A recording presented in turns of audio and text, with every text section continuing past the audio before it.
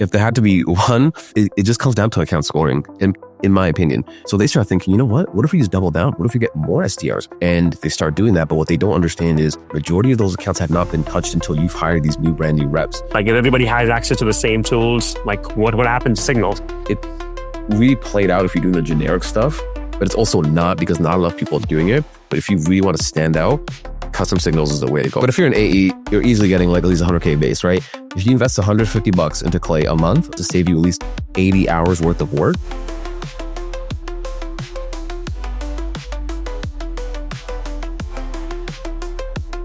most people treat GTM like a checklist, but our today's guest, Elijah Awoke, sees it like a neural network. Every touch, every human, every message feeding back into the system. He's not obsessed with automation, he's obsessed with awareness.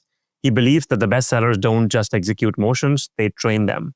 Today, we break down how GTM actually thinks, how patterns form, how context compounds, and why clarity, not cadence, wins in the AI era.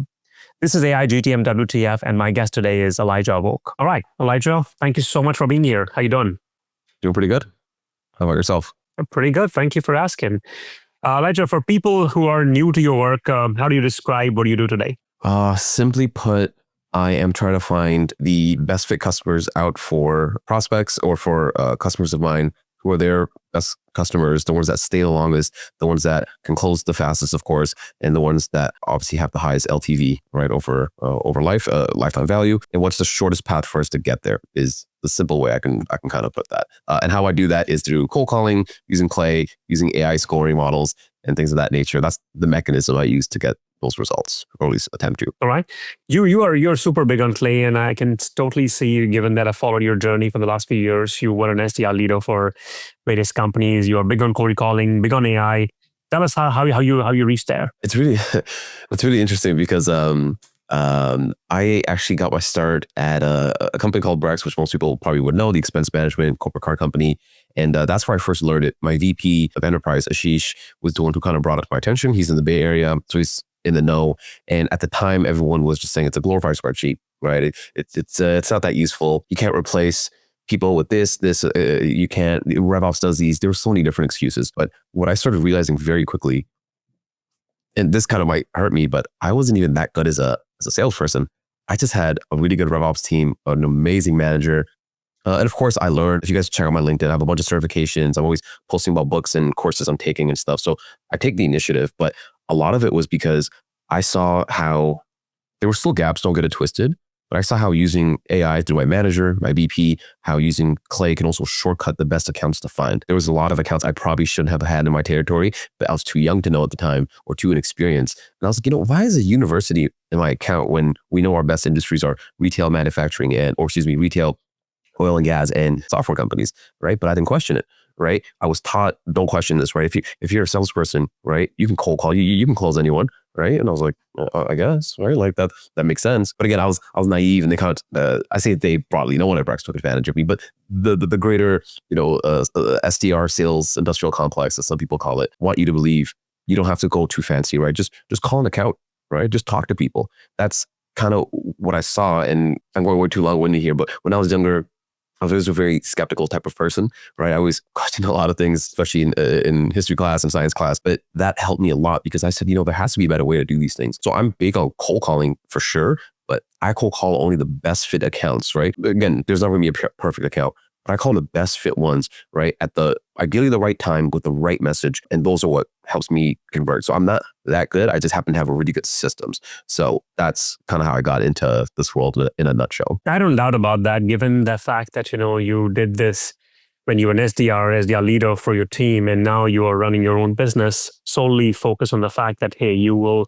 help other companies do the same. Tell us a little bit about what kind of companies do you work with, industries, that'll be helpful for the audience for sure. Yeah. So primarily for us is going to be like within the SaaS world, but within the SaaS world, there's like a variance, right? 2 clients are a little under like 150 million ARR. So they have way different needs, but then I have 2 other ones that are, I only work with a handful at a time. I have 2 other ones that are under 20 million ARR, right? And the needs, there's a lot of resemblance, even irrespective of the size of the company, because what I'm always trying to do is bring the silos to the top, right? Because every time I come to do a project with a company, sometimes they'll say, hey, we just need you to make scripts.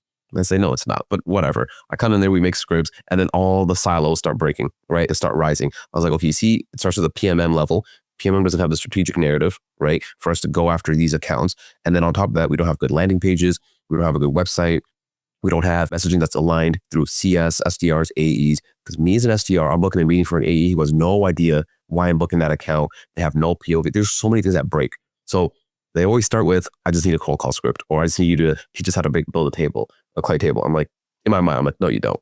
All right. That's how you usually got my foot in the door. So those are the two things that come up irrespective of the sizes. Now, of course, a $10 million company is going to have different needs and at a different stage. But generally speaking, SaaS, ideally vertical software. Also, ideally, anyone that has that's selling ERP, HCM, so think Workday, Rippling, anyone who's also doing anything within, I would say, healthcare. Healthcare is a really good industry because there's so much data, which I'll get into later. Yeah, those are generally like the industries, but I'm pretty agnostic, right? Because to be able to get revenue, it's fairly simple. Models that across the board always work. Wow. So you're working in companies across different industries, different revenue size. What is one common theme which you see they all are not getting it? If there had to be one, because man, there's a lot that's painful. It just comes down to account scoring, in my opinion, right? Because I made a post, I want to say last week, where I was talking about it. It was a real example where a VP would over-index on the headcount, the budget, right? Because he's thinking, obviously I don't want to call his personnel, right? Like everyone has good intentions, so no one's being malicious. At least majority aren't. But some people would think, okay, I have 30,000 accounts. I have 7 SDRs right now, or 5, however much. And each of them have 1,500 accounts or something like that, right? They start thinking, oh, you know what? Like we're getting a lot of meetings to our SDRs. They're booking about 56% because we all know AEs don't prospect. That's across the board. We know they do not prospect. And if they do, it's some half-ass kind of sending a couple of emails.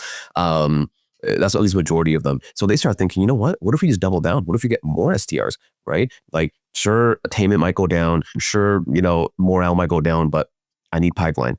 And they start doing that. But what they don't understand is, again, I laid out on the post, majority of those accounts have not been touched until you've hired these brand new reps. So that's generally what happened. And I've actually remembered this happened at Brex where there's one rep in particular, she just got a brand new territory because at the time we were moving up market to enterprise. And she was literally just blasting emails and she was booking meetings like you wouldn't believe, Rahul, right? I'm talking. And why is that? Because she was literally just sending emails saying, we targeted procurement. We targeted a lot of people, procurement, AP, treasury, supply chain, finance, and accounting. So we had 6 different personas. So and enterprise, typically you have 12 to 20 people in those accounts, right? So it's a lot. So she's blasting and eventually you're gonna, what was that old saying? A blind squirrel can eventually catch a nut or something like that, right? Or like a broken clock, that's right, at least once a day. You're gonna catch something. And she did the first couple of months. Spray and pray, whatever exactly. You want to call it. Like the spray and pray model, it does work when it's a brand new, net new account that has not been touched and abused, right? But then after about like 5-6 months, I remember, because she didn't have a strategy, not to call her out or anything, but she didn't have a particular strategy. She was kind of just, again, email focused, which is totally fine, but there was no real strategy behind these things. Whereas I remember one of the accounts I broke into, which was Yelp. This is the first time my VP and I were using Clay. Primarily it was him. I was just leaning on him. He was able to see, he scored our accounts, and Yelp happened to be one of the customers that was that was a case study for Navan, which is a competitor or was a competitor of ours. So we saw they were using Navan. We knew what we did better than Navan, right? And we knew some of the treasury people were interacting. And this is where I was working with marketing. Marketing was telling us, hey, I don't know if you noticed, but Yelp is engaging a lot with our emails. They're coming on our website. Granted, it was account level intent, which I can also, trash on that a lot. But we saw these 3 signals, right? That's it. And they're also a software company, right? Primarily. I remember I got a meeting with the head of treasury, I called the head of treasury. He asked me to email him because it sounded interesting. He looped in the director, the manager, and one of the senior VPs of treasury, right? To go take a meeting. He's like, hey, this sounds interesting and it's good timing, right? So there was luck involved for sure, but I wouldn't have been able to find that had I not used a good model like Clay to help me score it and narrow it down, right? So that's what I was doing. And you contrast that with, you're messaging 15, 20 people and blasting. So those were some of the things that I've also seen, right? And so but that's what a lot of companies get wrong, essentially, to answer your question. It really does come down to account scoring, which also is an up-market problem of PMM and strategic narratives and messages. But that's a whole different topic. That's crazy. All right, let me take a step back. So if I were prospecting, keeping in mind that, hey, we are living in the same world as predictable revenue, and if I were to ask a VP sales, I'm pretty sure his definition of what an ideal account looks like would pretty much be the same as you what mentioned, right? Hey, let's look at our ICP, the company side, the revenue side, the funding. Perhaps they will add more layers like, hey, funding raised in the last 6 months or 8 months. They have to have certain technology. I think this is what I started with probably years ago. What has changed since then? When you say account scoring using Play and other tools, what does a great account look like? What kind of scoring are we talking about here? So let's do this. Give me a popular SaaS company. Like, let's just use that as like a case study, because of course it's going to vary. Like, I don't know if you have any off the top of my mind. I'm trying to think. Like, let's think. I don't know. Ramp right now is like really popular. It's just top of mind as a competitor, or was. So when I'm thinking about Ramp, right? If I worked at Ramp, the things I'm going to be looking for, right, outside of just the basic firmographic, because firmographic is important, right? I want the audience to know I'm not neglecting that or like downsizing that at all. But that should only, if you're weighing this out of 100%, that weighs about 40% out of 100, which is critical, right? And this is also contrary to popular belief. Signals and triggers only account for like 10% of the weight, right? A lot of people talk about signals and triggers, and we'll get into that. Those are important. Yeah, we'll definitely get into that. That's about 10%. The other, I would say 40% also comes down to firmographic, technographic, and also psychographic details of the company, right? Now, what that actually would look like in reality, again, for a ramp, this all starts with product marketing, understanding what a good account, not just an account, but a good customer looks like, right? Now, Ramp has enough data. They've been around for a while, so they probably have an understanding who churns down the line, right? Who's converting and what does each account look like? So this is GTM work right here, right? This is what Jordan Crawford talks about all the time. I learned a ton from him. I would check him out if I was you guys. Basically, you want to understand these things. So if I have, let's say, 1,000 customers, I want to research all of them, do win-loss analysis, customer analysis, all those things to understand how many people in the controlling department do they have? How many accountants do they have? How many finance people do they have? FP&A people? Because there was actually a story I heard from somebody who was doing this for Outreach way back when. Outreach wanted to basically target all B2B SaaS companies. They were like, oh, we just want SaaS. This person who's a GTM engineer, way before it was cool, told them, I don't think you should. You need to target companies that have a complex sales cycle. And what does that look like? If they have more than 4 sales enablement people and more than 4 sales ops people, that indicates there's complexity in the account. So I would prioritize that over, an account like let's say ServiceNow, their SaaS, right? Or I don't know, Brex or Docebo, whoever. So you're trying to narrow these things down. The other thing I'll look at outside of just the headcount, I'm also looking to work with marketing, right? Hey, marketing, like what kind of intent are we seeing from this account, right? This is where I would use a tool like Vector to also see who's coming on our website or Common Room as well to de-anonymize that. You want to see the traffic and then you score the accounts. So you have the marketing, who's opening emails, who's attending the website, going to events, how many SQLs have we had in that account, historically speaking. That's one way. The other piece of this, technographic information. A lot of people like to use build with. There's actually multiple. By the way, also, if you want, I have like a resource of all tech stacks I've ever used. I'm looking into currently right now. I have that like in a Notion doc. More than happy to send that to the audience.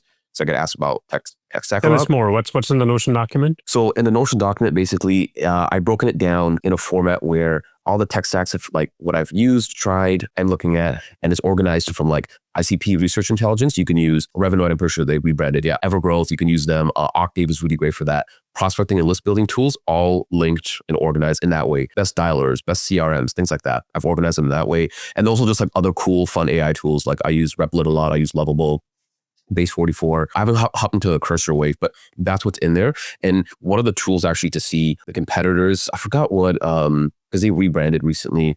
I know it's NLift. That's what it's called. EN and then LYFT, like Lyft. You can use those. Those guys are really accurate for competitor knowledge. So I would scrape against that as well to see what tools are they using. Because when you're gathering all this data, now I can pinpoint. If they're using an SAP and we're not better than SAP, I might not want to target that account potentially.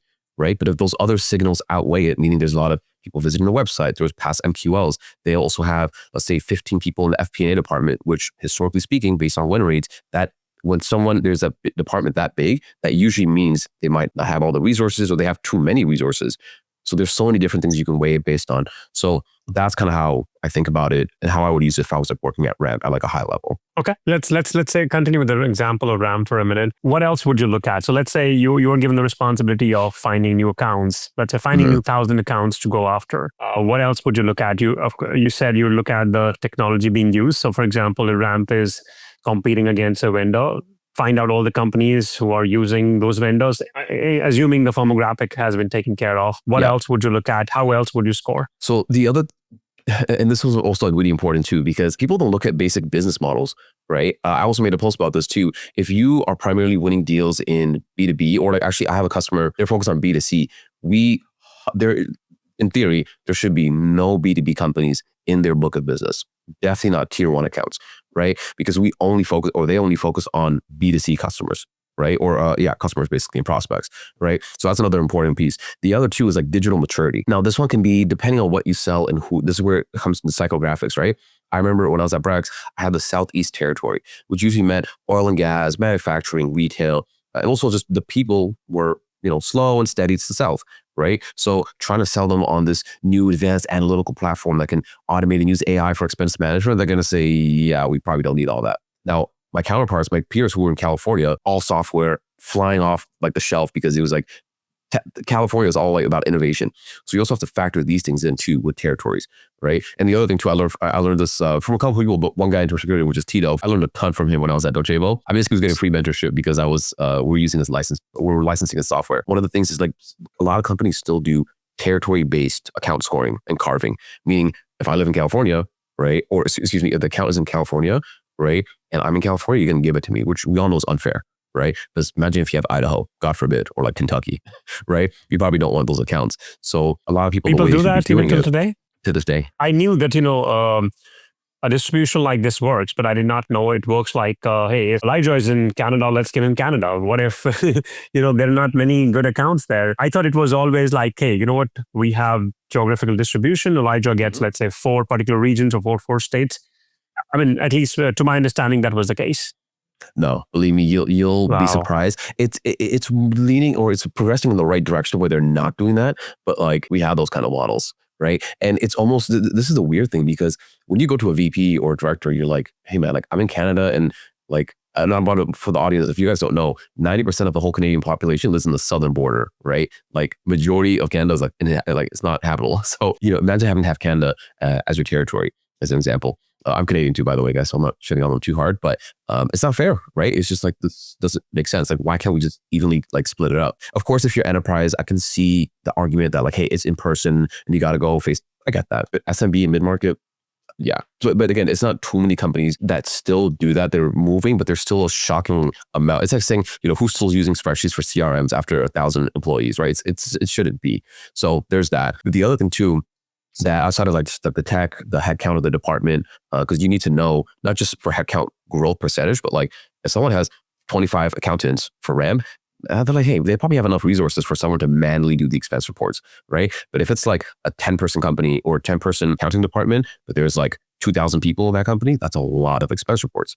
So you want to weigh these things against, what are our win losses against companies that have this many people in their account department versus this. You want to factor all those things in. Also open roles too, by the way. Like you want to see open roles, recent hires. You also want to see primary specialties of like some of these companies, right? Now I'm going really deep with this part because some people, like for example, healthcare, I mentioned to you, I really like healthcare because if someone is a general practice versus someone who only focuses on optometry, that's going to be a different work track, right? And the way we target and position ourselves can be completely different.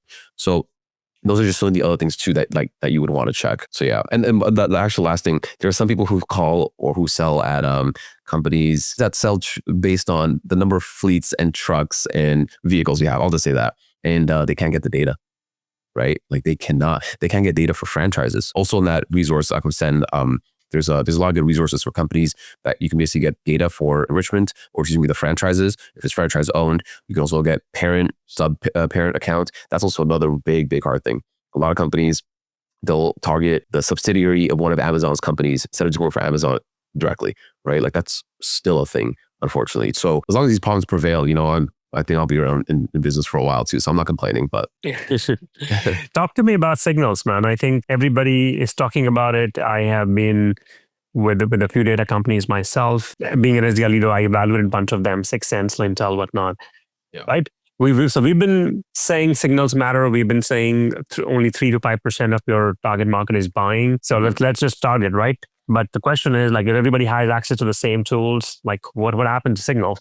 So to walk us through, Yeah. and clarify the confusion for us. So thank you for bringing that up, because that's what I say a lot. So I'm like, if everyone has access to, and I love Common Room, I just help my customers implement it. It's amazing. But at the same time, it's like, if we're all targeting people that do job changes, right, that recently got funding, and as Jordan Crawford says, anyone who does the funding base is basically, what you're saying to your prospect is, hey, you have money, I like money, give me money, right? That's kind of the joke. So funding, I've never seen that really work, especially, I mean, everything of course is contextual, right? Like, I want to just put that disclaimer out.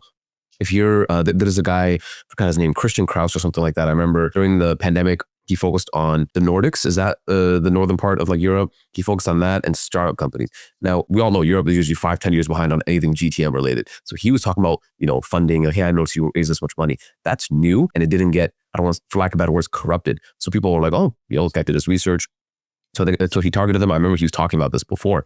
But nowadays, it's like almost everyone is doing that, but simultaneously, not enough people are doing it. That's actually the funny part. If I'm playing devil's advocate, a lot of people still are not using signals. That's why Common Room is so popular, and Clay. A lot of people have not fully operationalized it, right? Maybe there's a couple of reps who are, going on Sales Navigator, manually seeing, okay, people who started in the last 90 days, and then they're checking that monthly to see, right? But Clay can literally do that for you. And Common Room can do that for you, right? Where it just feeds you that new data. So it's helpful, but what I'm a bigger fan of, and this is what I learned a lot from like Jordan Crawford and these guys, is using publicly available data, right? That's proprietary to use. This is basically custom signals, right? That nobody else can copy, right? It's focused on the company, and also combining first party data. A lot of people don't use that from their own CRM. Now, granted, we as salespeople, we know CRMs are always dirty and stuff. Like, there's still a lot of gold in there, right? So that's just like my thoughts on it. Like, it's really played out if you're doing the generic stuff, but it's also not, because not enough people are doing it. But if you really want to stand out, custom signals is the way to go. And I can kind of explain like what that would look like. All right. And okay, let's jump on to the next question. Are all signals equal? So let's say funding is one signal. What about other public data you mentioned? And so what I'm hearing is, what you're saying is, you can obviously get these Common Room and other tools, but you can also build your own. For example, if you figured out that, hey, my kind of customers are all public and they have enough K-12 or they have enough 10K sort of reports, I can always pull them up. However, not everybody is targeting enterprises. So let's for the sake of conversation, to reach to a broader audience, let's stick to SMB and mid-market. What kind of signals are we talking about? Again, let's take an example of any company, which you can think remote.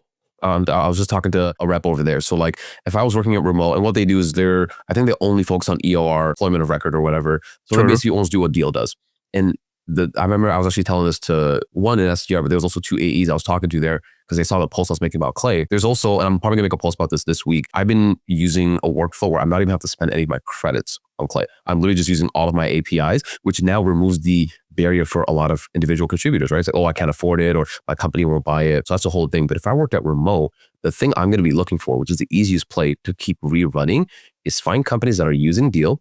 You can use AI to scrape Deal's customers, right, off of, and this is not no funny stuff with the whole Rippling situation. We're not doing that, but publicly available information to take off of their customer case studies. You go on G2, you can scrape all of them and then compare that. So let's say you find 500 people. That's all you can find.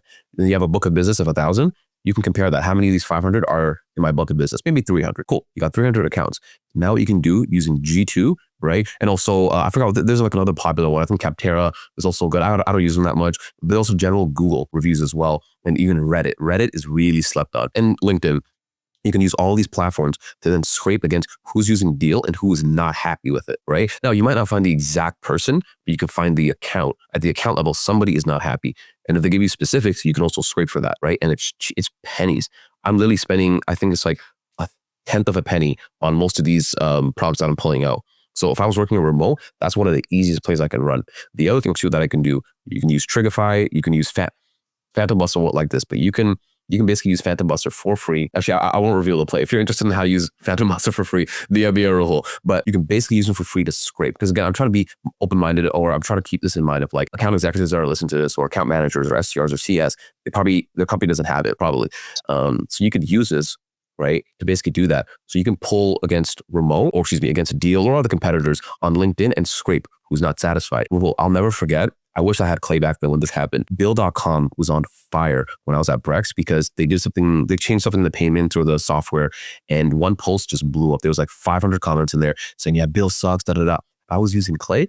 I could have scraped all 500 people and compared it to who in this do I own, and then who's also unowned, right? And I can go target that. Or if I wanted to be a good person, I'll be like, oh, hey, Rahul, this is in your account. I can't target it, but look, this is the context, right? So there's so many different ways you can do this. And then you can also do other things too. Like if remote, again, if I Brex, and I'm sure remote employees do this as well, one of the best fit accounts was anyone who was global for Brex, and also like remote too, I figure. If they were in Brazil, India, Bulgaria, or any of the Eastern Bloc countries, Brex was the only company that had the ability to process payment in currency and do expense reporting in those regions. I had to manually go on Sales Navigator. Okay, they have 10,000 employees. How many are in Germany? How many? That took so much time. Now I was a dog. Like I worked 60 hours a week as an SDR because I loved it. But like this could have bought me back so much more time.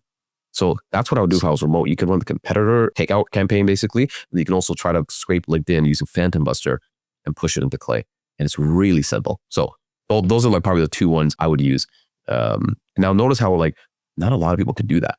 So that's custom to you, right? This is not something you can just pull, oh, hey, someone raised funding, or hey, someone will do M&A, which by the way, I think M&A is one of the most overrated ones. I've never seen anyone actually book a meeting off M&A, because as soon as you buy a business, I don't know if you guys understand how business works, the integration, the succession plan, there's so much that goes into it. The last thing that they're thinking about is your piece, like your software. So just my 2 cents on that too. No, this is amazing. I think, especially for an SMB or mid-market companies, like a very small player right now trying to target like a big players, I think to get their first list of customers or even get their first 100 customer, I think this play could just work out for them. I think one of the biggest hurdle which I had, let's say if you were to tell me this 2 or 3 years ago, is, hey, I don't want to scrape the data. Let's assume that, I have a competitor, Google Meet today, and I want to go after all the people who are, let's say, not happy with Google Meet, and Google Meet has like 7,000 reviews. How would I go scrape? How would I go find? Because some of these could be not my prospects. Some of these could be freelancers. Some of these could be, again, 7,000 reviews we're talking about, right? Yeah. But if you're saying that there are tools like Play, which can simply scrape this at your will, and if you have a way where you don't even have to spend the credits, then yeah, we are sitting on some holy grail. We would love to learn more about this. Like there's a template we can copy, or I'm pretty sure people will be in your DMs pretty soon trying to understand, hey, how do we do it? Or of course, that's exactly where you come in, where you can say, hey, hire me and I'm going to do it for you. Right. It's one of those. And one other quick campaign too that I've been running, I want to say for the past three weeks, almost a month. And I'm basically just doing a pilot with this guy right now. And this is like actually non-SaaS, which I'm starting to find non-SaaS companies are actually even better because they're even further behind, right? And there's challenges that come with that. But what we were using is, if you've ever heard of, there's a database called Import Yeti. You ever heard of that before?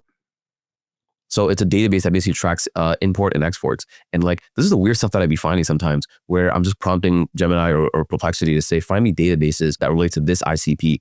And the campaign we're basically running is any pharmaceutical company, right, who's basically sourcing from 3+ different providers, we can see that on Import Yeti. And then our value prop is, hey, the prices that you're paying, maybe it's like $3 for each supplier. We can do it for $1.50, and you're just going through us, which reduces your complexity of your supply chain, the cost, all these different things, right? And we're just doing cold calling campaigns for this. And it's like, I mean, we've only booked like 5 meetings so far because we're making tweaks. Because again, this is a non-tech company, so their CRM is busted. They don't have a RevOps department. There's challenges, but these are the creative things.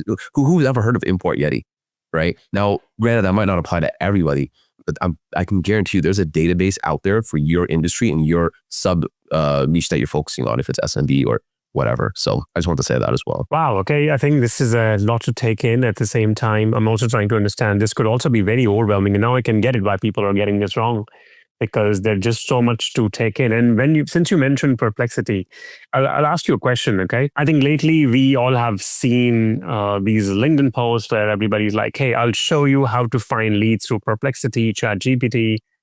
And honestly, I've not been able to do any of that. There are people like, I made an agent which books meeting on when you're sleeping. I've not been able to do that. Right. I'm going to be very candid. What do you think is wrong with those models? Either are people selling snake oil? Are they promising too much? What is it?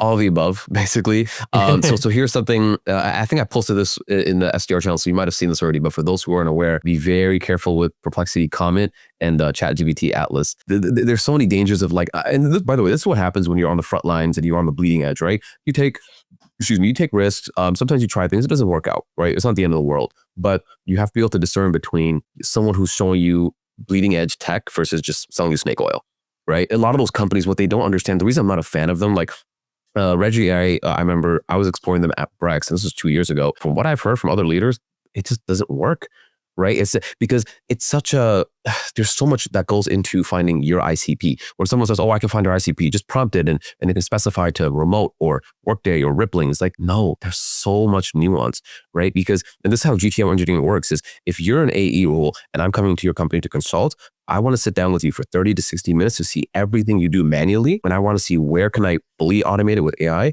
versus how can I basically help augment you or like support you to, using AI versus where do you still have to do manual research where we can't remove you out of the loop. Those are three things. And these are where a lot of these people don't account for. I know a couple of these people who post those things.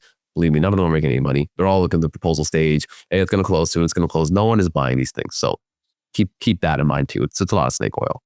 I get that, but thank you for that perspective. And yeah, I think you're right. I also kind of figured out this the hard way, but somebody else told me, so I did not have to go through the whole Atlas thing. And I was like hell bent on trying it because I'm just like you. Every new tech comes in, I'm like I want to try it, and that's again one of the things we want to get away from. Elijah, this has been great so far. I think what I would want to understand and really help somebody who's listening to this. Assume that they're a seller responsible for their pipeline. They could be an account executive. They could be an SDR for that matter. We have about 50 days left for 2025. If somebody were to use those 50 days to build their pipeline, perhaps for 2025 or have a strong start for 2026, can you walk us through the steps of how to find those accounts? Take any random example and walk us through every step. Like how do you find those accounts? What signals would you look at? How do you score the accounts? What would your first messaging look like? Everything. Okay. So let's say hypothetically, I'm working at a company that sells patient communication platform to improve how nurses and physicians talk to their clients, right? Or customers. So we're in the healthcare space, which I love. How I would actually go about this, and actually show you a clay table if you want, because I actually kind of just like built out like a little summary of this. If you kind of want to just see that, so just let me know. But how I would basically do this is I would get, let's say 50 accounts, right? I have those 50, how I would then prioritize, and this is using a custom signal. I can basically do a competitor takedown, right? I mentioned how you can kind of go about doing that, pulling G2. I can also basically pull, were there like any new recent hires? And what I want to do is I want to score all of these cumulatively. So is there any competitive intel I can take? Is there any new hires at the director or VP level, which is the best? And I also want to see, are there any intent? You can use Vector for this. You can use different platforms through Clay. Not Vector through Clay, but there's different de-anonymization tools you can use within Clay or other platforms. I would want to pull those to see where can I get the quickest wins. Because I know there's only 50 days, but if we really think about it, it's probably less than that. Holidays, people taking off early, all those things, right? So if I was to really prioritize, that is kind of what I would do, is take the competitive intel, any closed loss. I know you had, was it Mateus with the closed loss? Yeah, I know he had the closed loss campaign, which is great, one of the best ones. You can also do event leads, right? A lot of people still are manually going through Salesforce reports and seeing where's the best ones, where can I do this? Dump that into an AI tool or into Clay and have it rank it for you, right? That's literally what I used to do, like at Docebo when it was almost end of year and like my reps needed some pipeline immediately. And for 2025 at the time, this is literally what we did, right? But just manually. The other piece that I would do is try to talk to, and this takes a little bit longer, but it's worth it. Talk to CS and product marketing and your sales engineers, right? Or the equivalent, to ask them like, okay, guys, when you're on these sales calls, what are you noticing about these accounts, right? And then try to identify and extract anything that's publicly available or anything that would indicate someone has what they just told you. So if they're telling you like, hey, we're having a lot of success right now with manufacturing companies, right, that sell a specific widget, because we can definitely be able to support that from a reporting point of view, an analytics point of view, right? You can use Clay. Again, you can almost do it for free, right? Which I can show you guys how to do that. You can basically just use it, scrape against your whole book of business to see where are these opportunities. And then I would literally just rank it based on, okay, if it's a closed loss, you want to go from warmest to coldest. That's usually how you always want to do it, obviously, right? And then you just reverse engineer that. There's more to it, but that at a high level. And then in terms of messaging, the way I would basically do it, again, if I'm doing the healthcare example, I have a database anyone has access to where I can see what's the wait time, the ER wait time at these hospitals. There's one I'm looking at right now. They have a 7-hour wait time. If I'm working at that company and we can bring it down to 5 hours over 1,000 beds that they have, right? What does that translate to into financial benefits to the company? right? So the way I would message is like, hey, Rahul, I know you're the chief nursing officer. I noticed these 3 locations have 1,000 beds and it's a 7-hour wait time right now. Your nearest competitor down the street was basically using us. We brought it down to about 4.5 hours over the course of 6 months of implementation, just so they're aware of the implementation. What's the best way I can send over a quick 2-minute Loom video to explain what this looks like exactly? And then we can have a conversation if it makes sense. Literally, that's what I run. That's literally how I would go about it, right? That's the simplest, easiest way you can do it. There's more to it, but if I was an IC, like that's the trigger I would pull, is lean on those, basically. Right. Wow. Okay. So I think your structure kind of really helped me reach a stage where I have a healthy, hot sort of an account after doing all the activity which you just mentioned. Talk to CS, talk to product marketing, talk to engineers and whatnot. I have a healthy list of this ready. I think one of the thing which I realized after talking to a lot of account executives is they just don't have the time to figure out, okay, what kind of messaging would work. I'm sure they know a lot of context, but given that, you met sellers, right? They're on calls back to back. They have like follow-up calls, calls with CS, legal team, whatnot. What are some of the tools you can recommend, which are the most simple, silly tools, which they can purchase on their own, or perhaps, the company may already have it. They just don't know how to operate it, or they just don't have the time, or they think it's too overwhelming. What are some of the 2 or 3 tools would you recommend they can use and run these campaigns? So you can basically, it's a bit of an investment relative to the person, but if you're an AE, you're easily getting like at least 100K base, right? If you invest $150 into Clay a month and you do month-to-month deals with them, you can basically, that's all they'll ever have to spend. Because again, there's APIs you can use where I haven't used a single credit to build some of the campaigns that I've been doing, right? It might see enrichments. So you can, $150 to basically do all of this to save you at least 80 hours worth of work. I think it's worth it. The next thing that I would use, depending on, you got to check your security and compliance for whoever's watching this. You can basically see if you have OpenAI, let's say, or if you have Claude, you have access to that. The only tool you need to use in addition to that is Prompt Cowboy, right? That is literally like my favorite tool to use because it cleans up your prompts like you wouldn't believe. Now you can ask, I know some people like to ask the LLM that they're using to ask to approve the prompt, but I found this to be extremely good and it's free. So what you're going to do, you're going to go to PMM, CS, etc., take access to all of your enablement material, everything that you have. And again, you got to check security, right? But you want to give all the competitive advantages that you have, what you do different, the jobs to be done, all that good stuff. Put it into a cloud project, a Gemini Gem, and a GBT, whatever that you want to use. But then to Prompt Cowboy, you're going to say, I'm now targeting manufacturing companies between this size and this size, and these are the personas I'm going after. Prompt against the docs that I sent you and write me some basic templates on, or for VPs of operations or VPs of procurement, whoever you're targeting. And then you're going to use that in Clay. You can simply hook it up in there. So when you create a campaign, at the end of that campaign, you can write the email. So it'll write it for you because it's hooked up to your Perplexity, Claude, OpenAI account. And this is probably going to be less than $300 a month. If that, it's probably going to be like $200 a month, right? But again, for AE or an AM, you guys have money for the most part, right?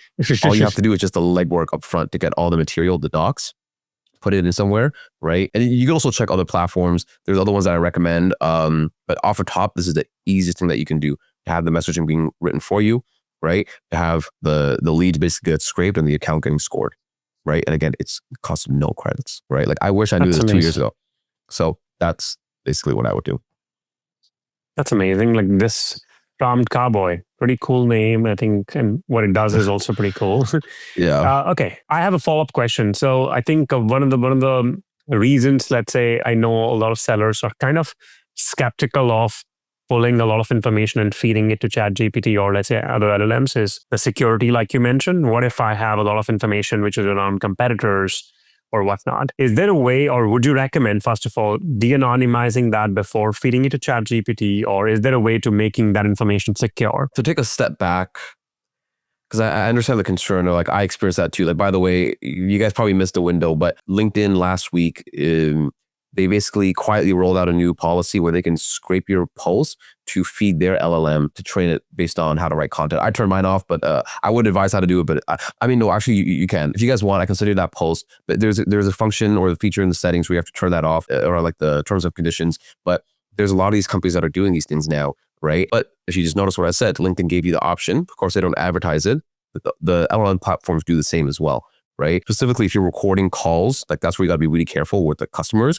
But with OpenAI, for example, if you purchased a business account, I think for $200 a month, they definitely give you the option to like not train the LLM, right, in the settings. Candidly, I don't know how to do it for the free version. They're definitely gonna exploit you, so don't even think you can remove that. But at the $20 a month level, I don't know how to do that either. But generally speaking, now going back to your question, I would remove some of that sensitive information beforehand, because there's two worlds here, right? There's one where your company already provides it, that you can be a little bit more loose because I'm sure your CIO or your CTO already took care of that. Now, there's a difference if your company doesn't have it and you're using it. That's where you need to be proactive or talk to your security team, right? And then also remove any sensitive information to then feed it. Because I don't think it hurts to take the extra step to have to manually write some things if it means you're not gonna, give these companies all your data, right? So that's what I would do in those cases. Wow. Okay. Yeah. This has been super. I was going to say, like, any other, because, you probably talk to AEs all the time too. So like any other objections that you kind of thinking that they would give, because I know the security one comes up a lot, or like the feasibility of even doing this comes up a lot. Like, I don't really think about those things, which is very valid, but I've seen people do it enough. Not enough people are adopting it, but and I'm talking about using Clay, using AI in terms of, and not just like we talked about before, not just for writing email or, writing up a quick proposal, but doing deep research where you first get your book of business. There's a rep, where does she work? I want to say it's IBM. So IBM is a little bit bigger, but I told her, I was like, hey, you're less than 2 months into your role. Your advantage right now is you have a quota relief. You have time to get ramped up. So use the time now to score your whole account. Right. So I'm telling her how to do it. Granted, IBM's cheap and they don't have all the things that I can mention to her, but she's being proactive in manually basically identifying what are the best fit accounts, what's the best segment, because she's covering everything from 50 to 5,000, which is awful, right? Of IBM, like why you wouldn't separate those things. But like, these are the steps that you want to take. There's also another guy at HubSpot. He's an AE and I was telling him the same thing. I was like, because you're new to this company, they probably don't know, they haven't told you where all the good leads are. So I said, make friends with marketing and RevOps. Those were my best friends at Brex and even Docebo, right? Because when an inbound lead comes in and they don't know who to give it to, who's the only person that they know? It's going to be you. You're going to say, oh, I'll just give it to this guy. I don't know how ROE works. I don't know how territories are assigned. I'll just give it to him, right? But more importantly, they can tell you, right, what are a good fit accounts, right? Where are the good sources of leads coming from, right? Is it from freebies or is it just from people download content, which we all know content is trash, but you never know at these companies. And every company is so unique where they have different lead sources, right? Last thing I'll just say here, in my red, but as a Docebo, a campaign that we ran very well, right, was finding old pay-per-click leads and old partner leads, right? Because no one, again, AEs don't follow up. They're busy. Legal, proposal, negotiating, etc. We would go in there and re-engage those people. And it was as simple as, hey, Rahul, I don't know if you remember you clicked on this ad or, this partner sent you, but it was 6 months ago. I guess maybe you forgot. One of my reps booked a meeting with Rolex senior director because back in March, we spoke to them. Things fell off, right? And then we just came back to them because they came to a partner and we booked a meeting, right? So there's so many different lead sources. You don't need Clay to do this. You just talk to somebody, right? Now, if you use Clay and LLMs, you can significantly amplify yourself and like the effectiveness of your outreach as well. So just want to say that last point. This is amazing, man. I learned so much today, including this tool, which I will never forget. Cowboy prompts, you said, right? Did I get that right? Or prompt cowboy, yeah. Prompt cowboy, yeah. I'm definitely going to remember that and definitely going to teach all people. We're going to promote the shit out of them. We should probably do a partnership with them. No, for real. We should hit them up. Yeah, this is super helpful, man. All right, my final question. If people were to reach out to you to understand, do you have any work which they can find, which they can learn? Like, do you have like a tear down, which you have done publicly, which they can look at? Yeah, if you guys check out my LinkedIn, I'm actually going to make another, later today, I'm going to make some content on a campaign I'm going to be running as well. You can check out my LinkedIn. You can see the work I've done in terms of the cold calls and how I break those down. You can see the way I'm breaking down Clay campaigns. I just basically recreated a user gem campaign, right? Without having to pay user gem money, right? Which is like 30, 50K a year. So just the different works I have on my LinkedIn that you can always check out. And I never want to do like a hard sell. So if you ever want to find time on my calendar, I've found like if I just give now, like it's so basic, but if I give now, I have people I've supported in April and May, and then now they're coming doing business with me now, right? Because they've been following me, they've been getting value. So that's kind of how I lead with it. So, but long-winded way is saying that's where you can find my work. Of course, that is super generous of you. Thank you so much. I'm going to put your Calendly link to everybody. Just kidding. No, cool. I'm gonna just direct them to you, and hopefully you will get somebody as a customer. If not, I'm pretty sure you're already doing a fantastic work, which is why we've got you here. And I'm glad that we finally could make this happen after a long time. Yeah. So this is amazing. You're also the first Canadian on the podcast. So. Really? Okay. Yeah. So that's my honor then. Yeah. I got to try to Go ahead, sorry. No, I was going to say, I got to try to get Saad and Flo and Jonathan and Ahmed and all these guys on here because they're Canadian too. And they got some really good stuff. So definitely try to get all those guys on there, especially Florin, because Florin has a lot of good ideas and a ton of experience from Common Room and Lupio, and because he's been doing this for like a decade. So yeah, I'm gonna reach out to them. With Saad, I did reach out to him. We had a session. We were supposed to have a session to discuss the podcast. Something came up and he just can't. I mean, I think I'll get him there, so he'll be the second Canadian. Then I also will bring Jonathan at some point of time. I just don't want to bring everybody together. You see, I want to space it out. And then the next podcast, I'm bringing finally the first of